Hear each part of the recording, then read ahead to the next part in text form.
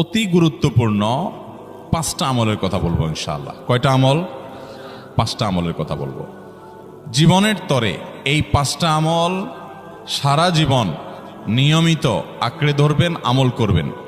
Number 1, সবচেয়ে বেশি যেটা করতে হবে পরিমাণে, জুমার দিন, জুমার রাত, বৃহস্পতিবার সন্ধ্যা থেকে নিয়ে শুক্রবার সন্ধ্যার আগ পর্যন্ত পরিমাণে সবচেয়ে বেশি করতে হবে যে আমলটা, সেটা হলো দুরূদ শরীফের আমল। কিসের আমল? ভাইরা, দুরূদ এমন একটা আমল, আপনি যদি শুধু দুরূদের এই আমলটাকে আঁকড়ে ধরেন, সবসময় আপনার মুখ দিয়ে দুরূদ বের হতে থাকে, পড়তে থাকেন,